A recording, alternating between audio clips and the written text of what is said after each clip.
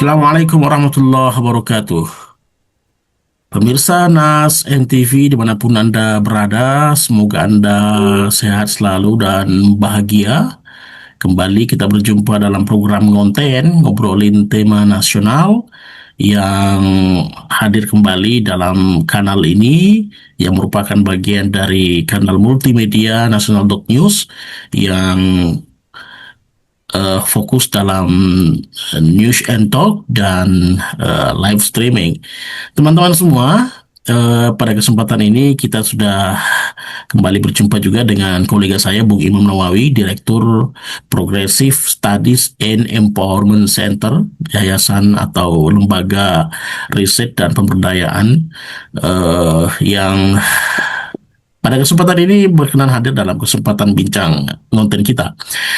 Eh, Tema kita pada kesempatan ini adalah refleksi daripada kehidupan Rasulullah Muhammad SAW bertepatan dengan peringatan Maulid Nabi pada tahun ini 1447 Hijriah yang bertepatan pada tanggal 5 September 2025.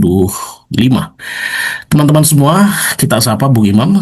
Assalamualaikum Bung Imam. Masih nyambung saudara saya? Waalaikumsalam warahmatullahi wabarakatuh. Iya, terima kasih Bung atas waktunya berkenan hadir dalam kesempatan konten kali ini.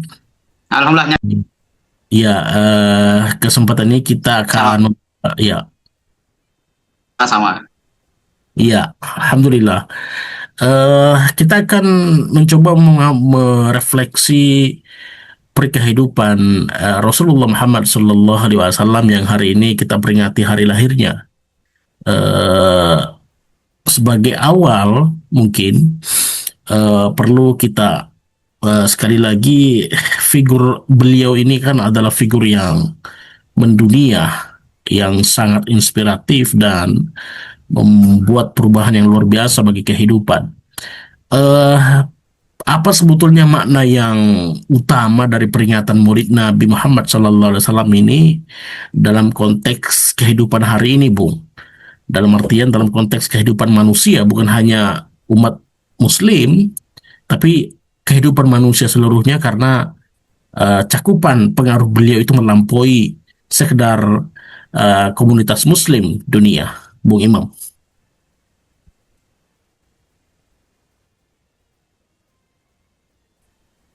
Ya, Ya, kita juga secara rasional terus menggali mengapa sosok Rasulullah Muhammad Shallallahu Alaihi Wasallam ini menjadi inspirasi yang tidak pernah mati, tidak pernah padam.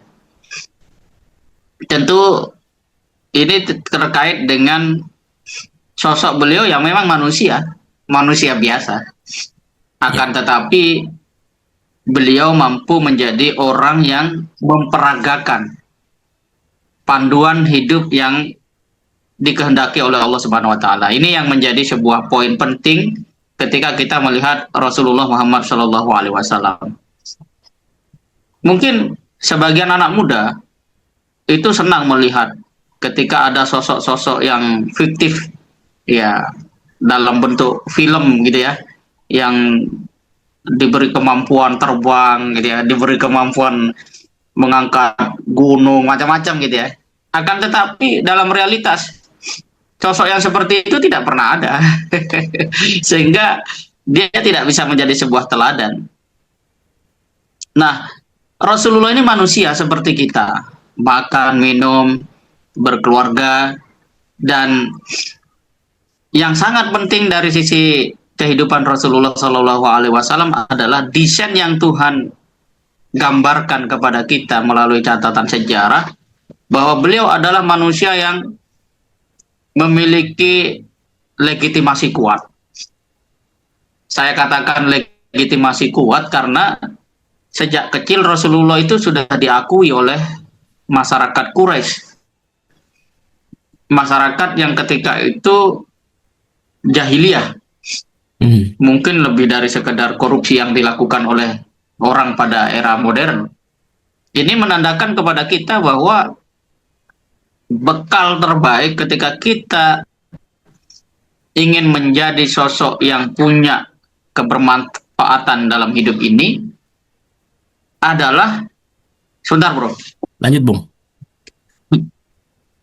ya, jadi Rasulullah ini adalah orang yang memang sejak kecil didesain oleh Tuhan memiliki legitimasi yang kuat. Dan harus kita catat, legitimasi ini bukan sesuatu yang muncul dari pencitraan, dari branding misalnya. Tetapi Ya. memang sesuatu yang secara otentik menjadi sebuah karakter yang dibangun berbasis keyakinan. Bayangkan Rasulullah sejak anak-anak itu sudah mendapatkan legitimasi sebagai Al-Amin, orang yang paling dipercaya. Sedangkan hari ini kita bertemu dengan begitu banyak orang yang duduk pada posisi-posisi sebagai pemimpin, tetapi legitimasinya justru belum terkumpul. Sehingga apa yang kemudian menjadi ucapan-ucapan dia tidak lebih dari sebatas retorika.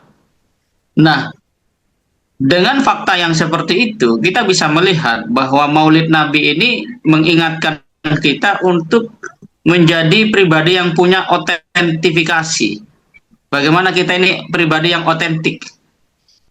Apa kelebihan kita? Apa profesi kita? Apa hobi kita? Apapun itu, tetapi kalau kemudian dilandasi oleh otentifikasi dengan hadirnya sebuah ketulusan, kemudian juga kesungguhan, maka orang akan memberi sebuah pengakuan. Citra diri, citra positif, branding itu bisa didesain dengan biaya yang begitu besar. Akan tetapi itu semua akan runtuh ketika seseorang tidak punya legitimasi. Nah, ini yang harus kita sadari, bahwa berbicara Maulid Nabi, sesungguhnya kita sedang menapaki jalan untuk menjadi pribadi yang hidupnya itu memang bukan persoalan kesenangan pribadi, tetapi tentang bagaimana kebermanfaatan luas. Kalau dalam konteks normativitasnya, Tuhan menyebutkan, wa ma arsalnaka illa rahmatan lil alamin. Tidaklah aku mengutus engkau Muhammad kecuali menjadi rahmat bagi seluruh alam. Dan ini menarik, seorang orientalis, Christoph Schwann, itu pernah memberi satu penilaian luar biasa terhadap kiprah Rasulullah Shallallahu Alaihi Wasallam di dalam membangun masyarakat, di dalam membangun manusia. Jika ada manusia dengan waktu yang sangat terbatas, teknologi yang sangat terbatas ketika itu, tetapi mampu membangun sebuah peradaban yang pengaruhnya hidup sampai saat ini, maka tidak ada satupun yang selevel dengan Nabi Muhammad Shallallahu Alaihi Wasallam. Ungkapan itu sangat luar biasa.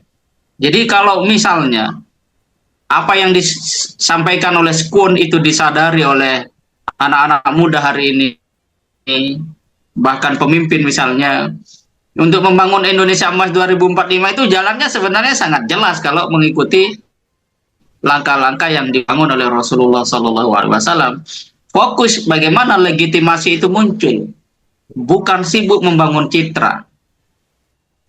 Nah, yang dibangun oleh kita adalah sebuah citra, sebuah polesan, dan lupa akan otentifikasi kita sebagai orang yang betul-betul ingin Indonesia ini maju, rakyat sejahtera. Itulah yang nanti akan membuat kita tidak mendapatkan legitimasi. Dan bagi seorang pemimpin, legitimasi itu adalah nafas bagi manusia secara umum. Kira-kira begitu. Ya, eh, Nabi kan figur yang hari ini walaupun pengaruhnya luar biasa di seluruh dunia, namun termasuk juga kemudian peringatan-peringatan Maulid Nabi seperti ini seringkali hanya menjadi sebatas tradisi seremonial begitu. Banyak atau mungkin anggapan-anggapan yang mengatakan apa sih pentingnya memahami sejarah Nabi, apa sih pentingnya mengetahui kehidupan Nabi Muhammad sebagai manusia, dan dalam konteks itu kemudian bagaimana cara mengembalikan esensi peringatan ini agar betul-betul membumi dalam kehidupan sehari-hari, Bung Imam Nawawi. Ya, kalau kita merujuk pada pikiran Profesor Dr. Ragib Ashirjani dalam salah satu bukunya bangkit dan runtuhnya Daulah Ayyubiyah, yang mana memang Daulah Ayyubiyah ini dibangun oleh Salahuddin Al-Ayyubi sebagai person yang secara historis tercatat merupakan orang yang pertama kali menjadikan Maulid Nabi ini sebagai sebuah dalam tanda kutip perayaan gitu ya. Hmm. Kenapa kemudian hari ini Maulid Nabi betul-betul menjadi sebuah perayaan dalam pengertian belum menyentuh pada aspek mendasar manusia untuk berubah, apalagi menjadi berdampak gitu ya.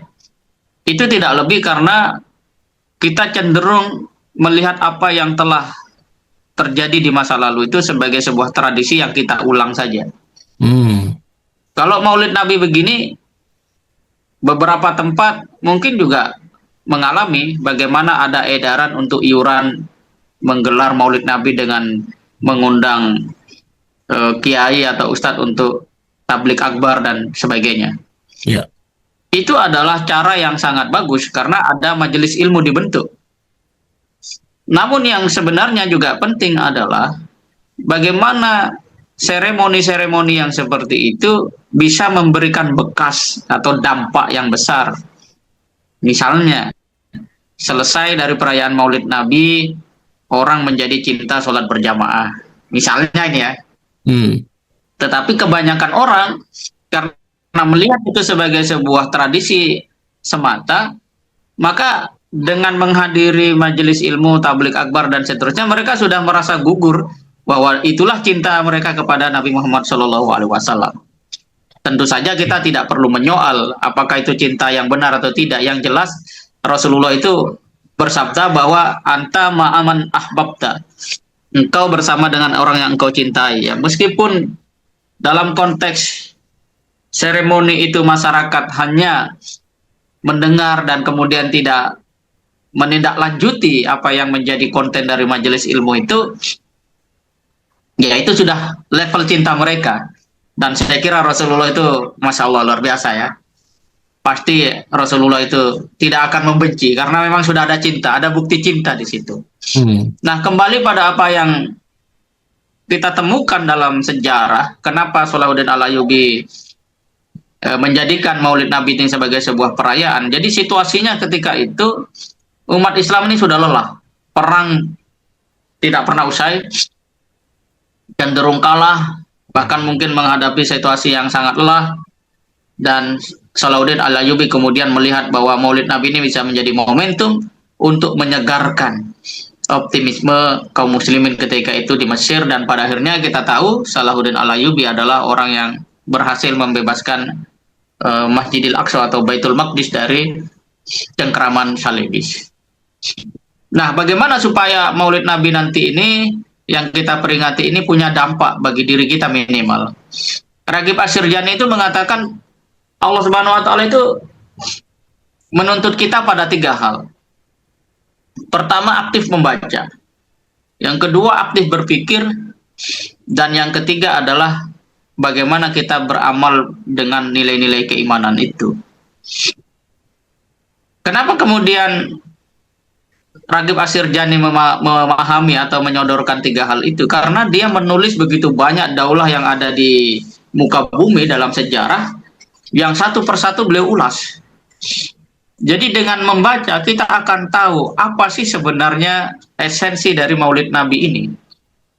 Sehingga kita tidak terjebak pada diskursus soal bid'ah atau tidak bid'ah gitu ya. Tetapi apa esensi yang bisa kita ambil?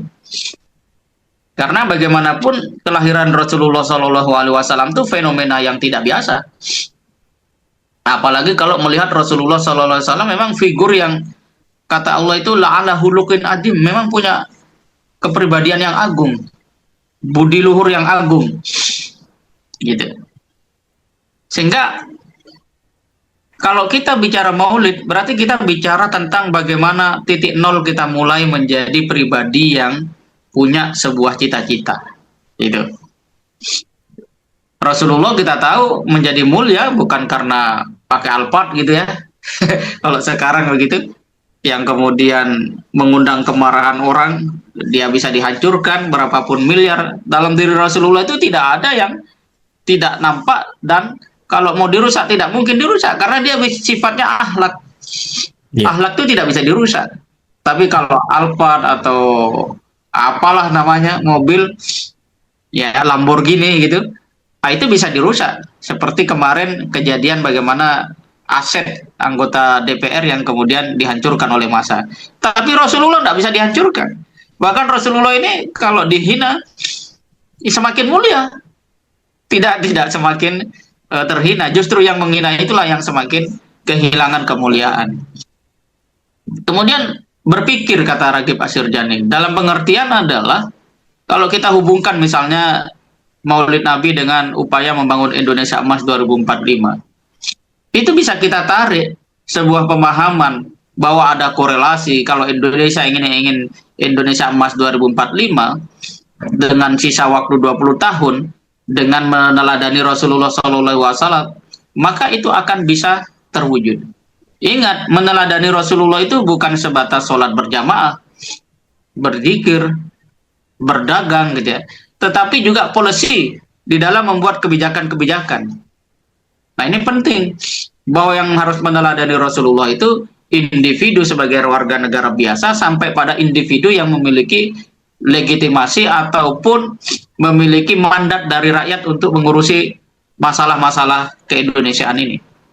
Soal korupsi misalnya, pernah suatu saat datang sekelompok bangsawan menemui Rasulullah SAW untuk melakukan dalam tanda kutip lobby.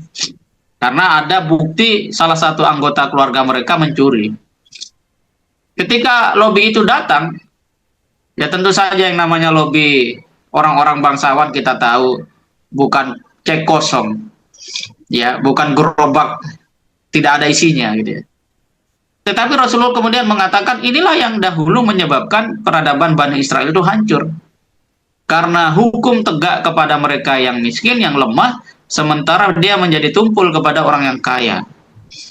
Lalu Rasulullah SAW mengeluarkan sebuah statement yang luar biasa. Seandainya Fatimah itu putri Muhammad mencuri, maka saya sendiri yang akan menghukum dengan memotong tangannya. Ini sebuah kalimat yang harusnya menjadi teladan.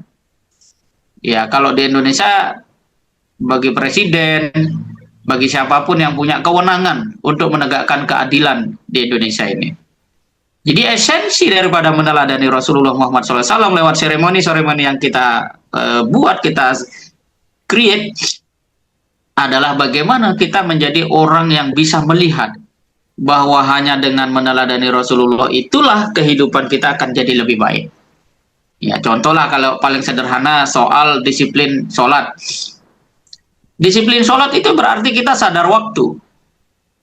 Kenapa kita seperti mudah sekali frustrasi, gampang sekali emosi? Ya karena kita waktu aja nggak bisa disiplin. Tidur nggak jelas. Ya, kalau anak-anak muda sering saya candain itu, kamu pengikut siapa? Pengikut Nabi Muhammad atau pengikut yang lain? Oh, dia bilang, saya pengikut Nabi Muhammad. Saya tanya, kalau malam tidur jam berapa? Jam 1. Kira-kira Rasulullah tidur jam berapa? Wah, ya lebih cepat tidurnya gitu kan. Bagaimana mungkin Anda mengaku mencintai Rasulullah, Anda tidur pada saat Rasulullah mau bangun itu? Itu kan sebuah hal yang sederhana, aspek ya, kedisiplinan. Dan yang terakhir adalah menindaklanjuti. Nah, itulah yang saya ambil sebuah pesan atau pisau analisis yang diberikan oleh Ragib Asyirjani yang bisa kita gunakan untuk memahami urgensi kita mencintai Rasulullah melalui Maulid Nabi dengan kebutuhan kita untuk membangun Indonesia Emas 2045. Begitu. ya. Ketika tadi kita mesti kemudian kembali kepada akar daripada esensi Maulid Nabi, yaitu dalam rangka membangun kesadaran intelektual dan juga kesadaran sosial kita sebagai seorang manusia, sebagaimana kemudian yang dimaksudkan oleh Salahuddin Al-Ayyubi. Maka dalam konteks Indonesia tadi Bung, yang punya visi membangun Indonesia emas, bagaimana kemudian nilai-nilai yang diwariskan Nabi tersebut, ya, nilai-nilai yang tadi Anda sebutkan tentang keadilan, kemudian kebijaksanaan, lalu kemudian cinta Rasulullah itu dapat diterjemahkan untuk memperkuat persatuan Indonesia yang memang multikultural, kita sangat beragam. Dan bagaimana kemudian itu kita mengejawantah keadilan sosial juga, karena ini juga penting, nilai-nilai yang dibawa oleh Rasulullah yaitu keadilan sosial. Bagaimana, Bung, mewariskan nilai-nilai Nabi itu dalam konteks keindonesiaan hari ini? Ya, satu hal yang sangat penting dan tampaknya jarang orang pikirkan adalah bahwa melihat Rasulullah itu artinya kita siap untuk melepaskan segala hierarkis egoisme di dalam diri seorang pemimpin, termasuk kita sebagai individu. Rasulullah itu harus kita tahu adalah orang yang kalau memberi perintah itu adalah apa yang Allah kehendaki dan apa yang menjadi keselamatan kita dalam hidup. Bayangkan, Rasulullah itu pemimpin yang luar biasa hebatnya. Semua sahabat dan kaum muslimin itu loyal 100%. Dan kalau ada 1 juta% itu mungkin juga 1 juta% loyalnya kepada Rasulullah. Tetapi Rasulullah itu tidak pernah mengatakan, bawa kambingmu ke rumah. Saya butuh ini. Nggak ada. Rasulullah itu selalu memikirkan bagaimana umatnya ini bisa benar secara berpikir, berperilaku, dan seterusnya. Sehingga kalau kita mau membawa Indonesia Emas 2045 kepada para pemimpin itu, ya lunturkan segala jenis ego itu. Penyebab manusia itu gagal jadi seorang pemimpin adalah karena menempatkan kepentingan pribadinya di atas kepentingan yang lain. Dalam konteks berpancasila saja kita harus mengutamakan kepentingan umum. Ya. Teorinya ya. Teorinya. Tapi kalau di dalam konteks Islam, konteks Rasulullah, kita tidak berpikir tentang umum atau pribadi, tetapi bagaimana menciptakan kemaslahatan. Nah, sehingga seorang pemimpin itu sudah tidak lagi ingat tentang apa yang jadi kebutuhannya. Dalam pengertian, dia sampai sempat menghitung-hitung uang. Ya, apalagi kalau kemarin tuh ada DPR itu kan menghitung dengan sangat katakan teliti, tapi salah menghitungnya gitu kan. Nah, kenapa dia salah hitung? Bukan dia tidak belajar matematika, memang rasa keadilan sudah tidak ada. Itulah yang membuat dia kepleset logikanya gitu. Dan orang yang terlalu berpikir tentang dirinya sendiri, ya Tuhan juga tidak punya kepentingan untuk menitipkan kecerdasan kepada orang seperti itu. Dan orang yang seperti itu tidak mungkin ada legitimasinya. Ada orang hormat ya selama dia punya jabatan. Begitu jabatan itu hilang, ya seperti kita lihat bagaimana orang-orang yang kemarin menjadi menteri, menjadi pejabat, kemudian diseret oleh KPK dan hilang, ya katakanlah kepribadiannya menjadi hilang. Nah, oleh karena itu ketika kita berbicara Rasulullah, sebenarnya kita berbicara tentang kebutuhan kita sebagai manusia ini. Kalau kita tanya secara mendalam apa yang kita inginkan dalam hidup ini, kita pasti ingin selamat. Kita pasti ingin bahagia. Bagaimana caranya? Sudah enak kita sebagai umat Islam. Ada role model. Pertanyaannya adalah sejauh mana radar intelektual kita bisa menangkap bahwa kita butuh mencintai Rasulullah itu. Jadi kita mencintai Nabi itu bukan sebuah doktrin untuk kita memuliakan Nabi, tidak. Kita mencintai Nabi itu karena Allah tahu bahwa kalau kamu mau selamat, ikuti Nabi ini. Dan tidak ada ya dalam konteks sebuah ajaran yang ini ajarannya, ini pelakunya, ini pelaksananya. Itu hanya ada di dalam Rasulullah dengan Islam itu. Misalnya sebagian orang juga pernah bertanya, siapa di Indonesia ini sosok yang paling Pancasilais? Wah, tidak ada yang berani memberikan jawaban. Ya, tetapi siapa Rasulullah itu? Adalah orang yang menjalankan Quran itu. Wah, ini luar biasa. Jadi kalau kita ingin membangun Indonesia, berarti kita penting, butuh untuk mencintai Rasulullah SAW dalam pengertian kita meneladaninya. Sebagai satu contoh saja, teladan Nabi yang menarik untuk kita ikuti. Nabi itu adalah orang yang, kalau kata Gus Bahanya, penjelasannya Gus Bah, orang yang betul-betul mencintai Allah.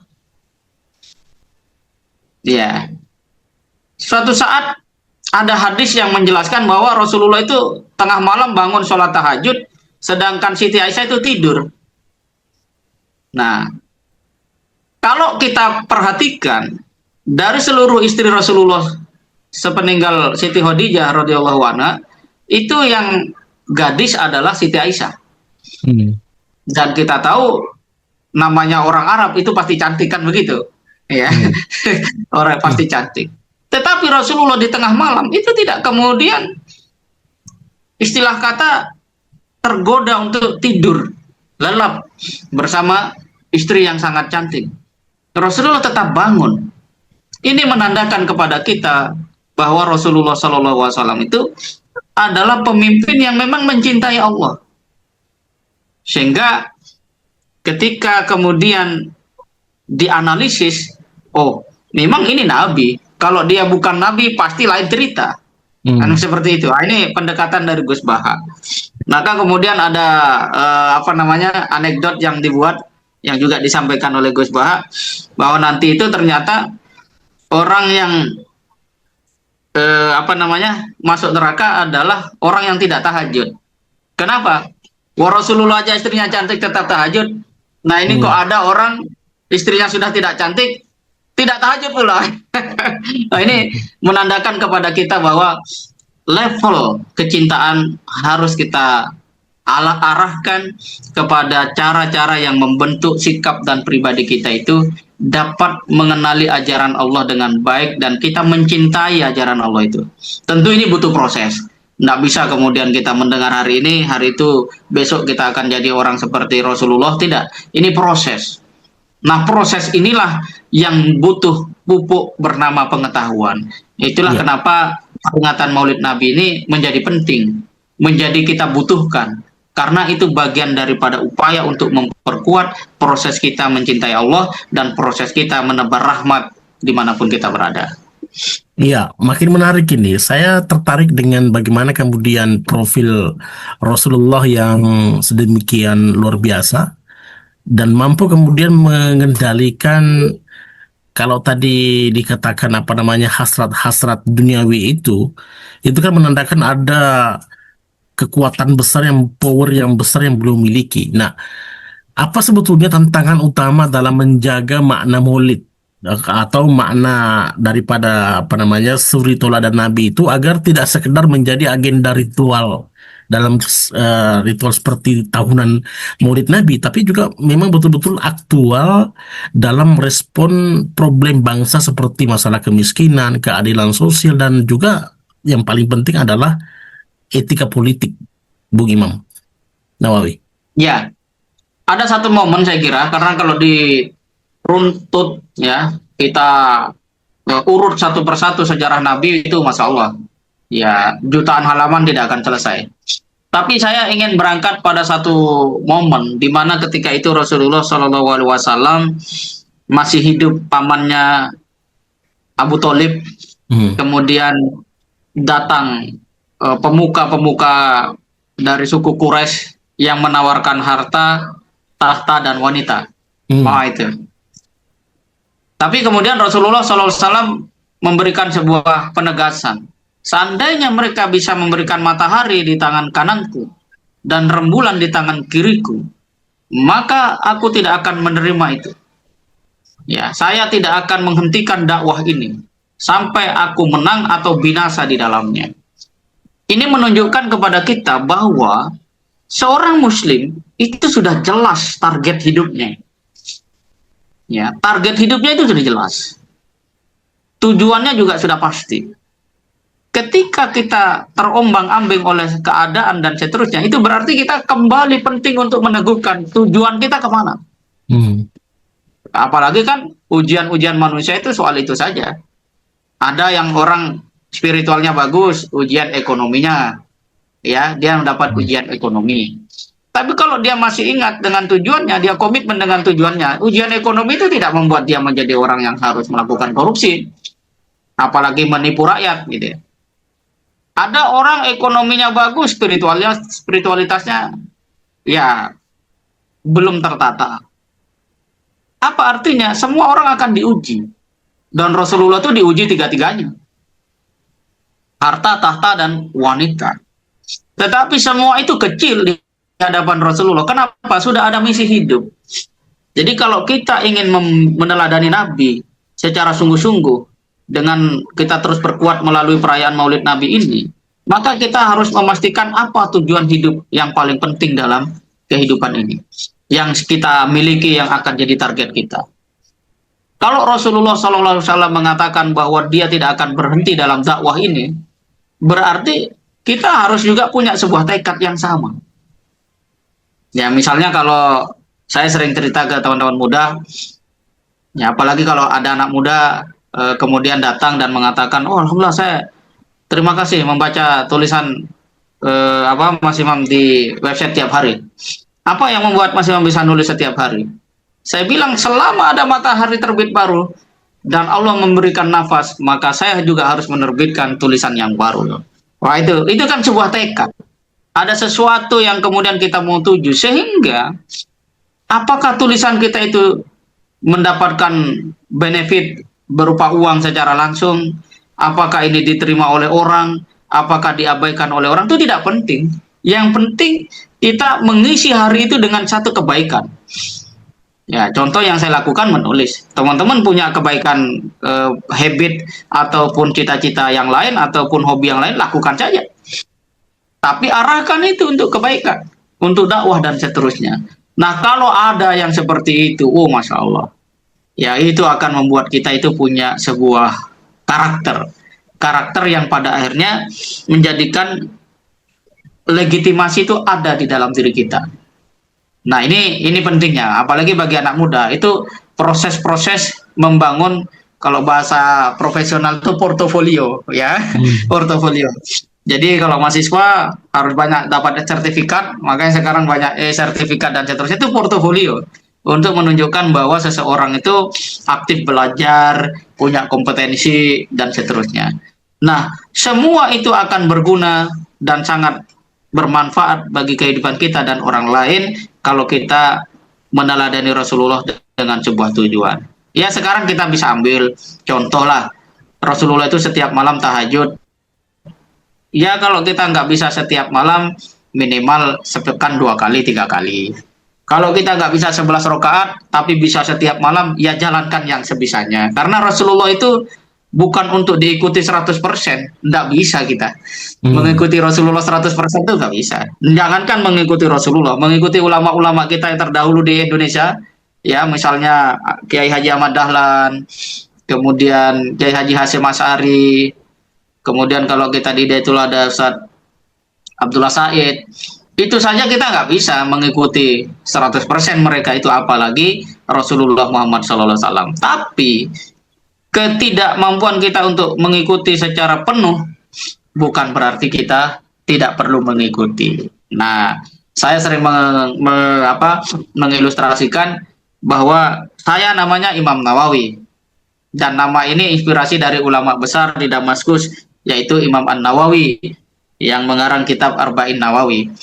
Saya tidak seperti beliau, ya, tetapi saya katakan ke anak-anak muda bahwa suatu saat di akhirat saya adalah orang yang sejalan dengan beliau. Barangkali ya, barangkali suatu saat ya di akhirat nanti kemudian Rasulullah menerima Imam Nawawi, Arba'in Nawawi, kemudian ada yang memberitahu, ada itu Imam Nawawi juga, yang mana? Yang jauh tuh zamannya gitu kan.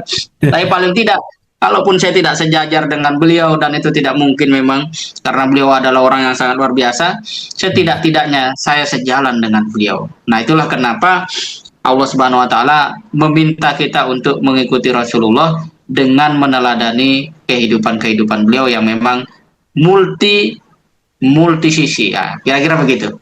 Iya, ya ini terakhir dan mungkin juga sekaligus penutup perbincangan kita, Bung.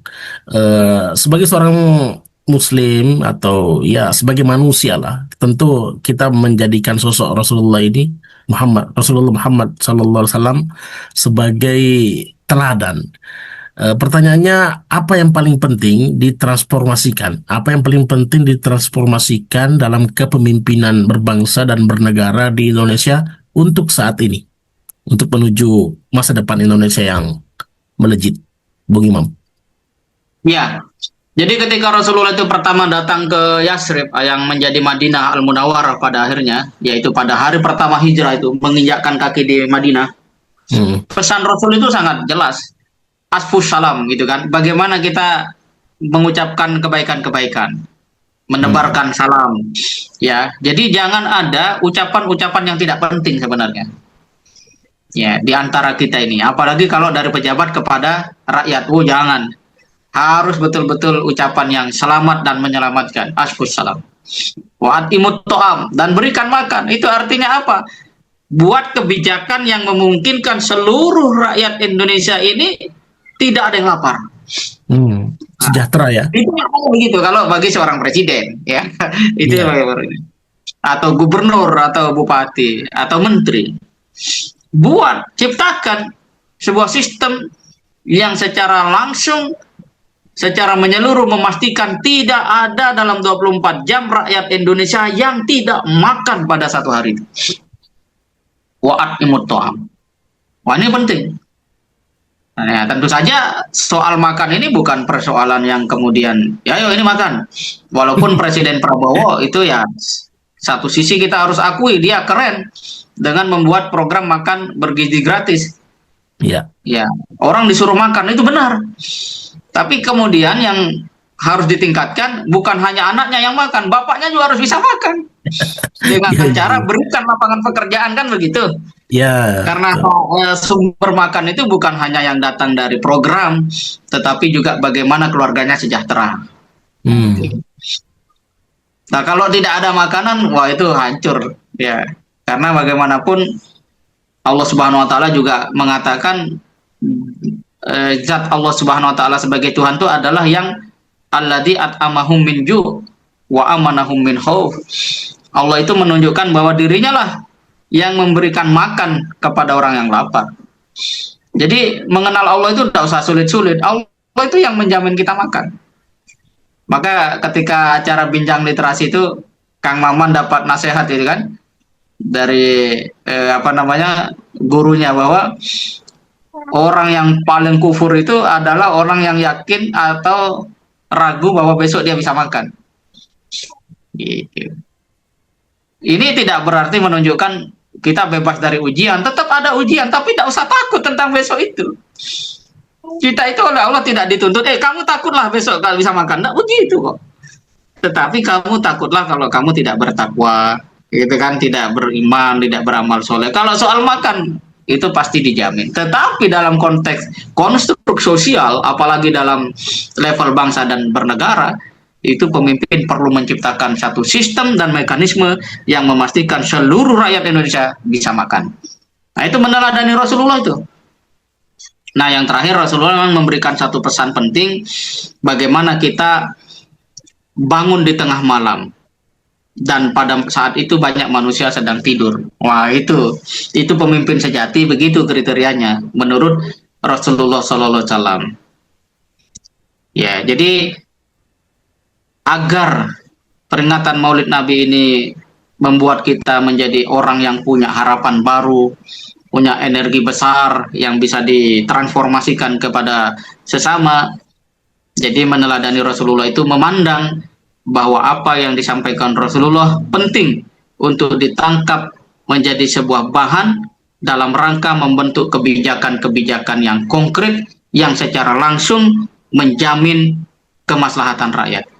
Salah satu kemaslahatan yang secara eksplisit disebutkan oleh Rasulullah adalah memberi makan, saling memberi makan. Saya kira seperti itu. iya. Terima kasih, Bung Imam. Ini perbincangan yang tentu saja eh, dalam rangka untuk menguatkan pemahaman kita terkait dengan risalah dan juga prototipe peri kehidupan Rasulullah Muhammad SAW dalam rangka memperingati Maulid Nabi. Terima kasih Bung Imo atas waktunya. Saya tidak akan menyimpulkan perbincangan ini.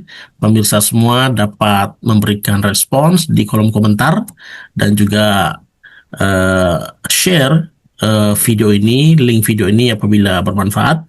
Dan tentu saja jangan lupa untuk subscribe untuk ke channel ini. Baik teman-teman semua, demikian obrolan kami. Obrolan singkat ya di kesempatan kali ini. Jangan lupa untuk kembali lagi ke channel ini dalam perbincangan kami di hari-hari berikutnya. Terima kasih sekali lagi dan kami tutup. Assalamualaikum warahmatullahi wabarakatuh.